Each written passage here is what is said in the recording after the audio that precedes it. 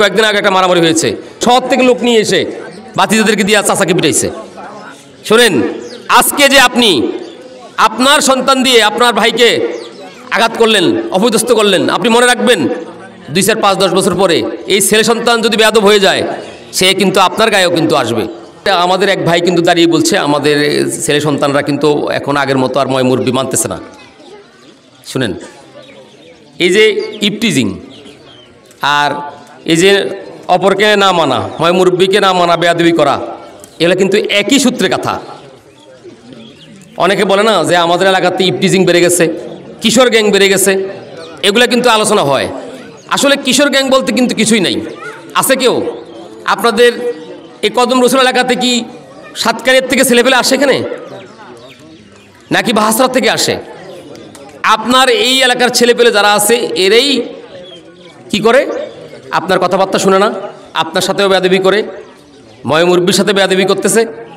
আমরা যদি যারা আপনার যার সন্তান আছে, ছোট ভাই ব্রাদার আছে, প্রত্যেকেই যদি তাদের সেই সন্তানকে নিয়ন্ত্রণ করেন, বুঝান, তাহলে কিন্তু এই কিশোর গ্যাং এগুলি আর থাকবে না।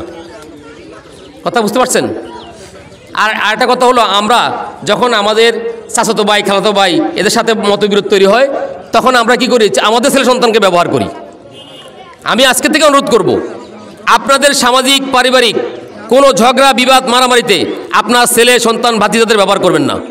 আমি এখানে দেখেছি কয়েকদিন আগে একটা মারামারি হয়েছে, তার আপন ভাইকে মারার জন্য শহর থেকে লোক নিয়ে এসে ভাতিজাদেরকে দিয়ে চাচাকে পিটাইছে।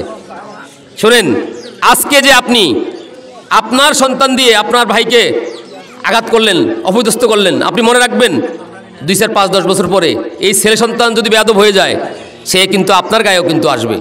আমি অনুরোধ করব, এই অন্যায় কাজে ছেলে সন্তানকে ব্যবহার করবেন না। এটা আমাদের সবাই কিন্তু আমাদের মাথায় রাখতে হবে। তাহলে আমরা এই ইপটিজিংটা আর নীতি নৈতিকতা যে আমাদের সমস্যা হচ্ছে, এটা কিন্তু অটোমেটিক কেটে যাবে।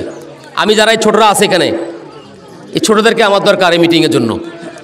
আমরা যখন আগে স্কুলে পড়ালেখা করেছি, আমাদের সিনিয়র ব্যক্তিরা যেখানে থাকতো সেখানে আমরা যেতাম না। কিন্তু এখন যে অবস্থা হয়ে গেছে, সিনিয়র ব্যক্তিরা ফলো করে যে ছোটরা ওই দোকানে আছে কিনা, তাহলে ওরা আর ওদিকে যাচ্ছে না। দুনিয়াটা এখন উল্টে গেছে। আমরা আবার আগের জায়গায় ফিরে যেতে চাই। আমার ছেলে সন্তানরা সবসময় খেয়াল রাখবে, আমার বাপ চাচারা, এলাকার শিক্ষক, এলাকার গণ্যমান্য ব্যক্তিরা অমুক দোকানে বসে আছে, আমরা আরেক দোকানে যাবো, ওখানে যাবো না। আমরা বড়দের সাথে বেয়াদবি করবো না, এটা কোনো বড় কৃতিত্বের কিছু নয়। আমরা যদি বড়দের সাথে বেয়াদবি করি, আমি কি এরকম বড় হয়ে হিসেবে দুনিয়া আসছি?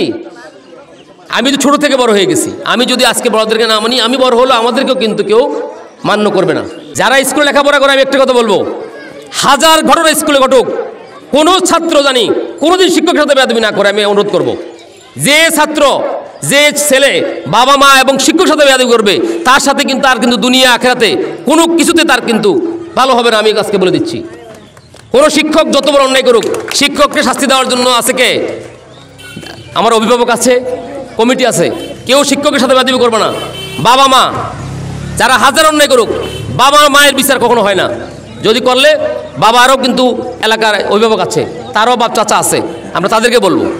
কখনো শিক্ষক আর পিতা মাতার সাথে কেউ কখনো তার বেয়াদবি না শুনি। আমাদের কাছে প্রায় সময় কমপ্লেন আসে যে আমাদের ছেলে আমার কথা শুনে না, আমাদের এখানে ঝগড়া করে, আমার ঘরে ভাঙচুর করে।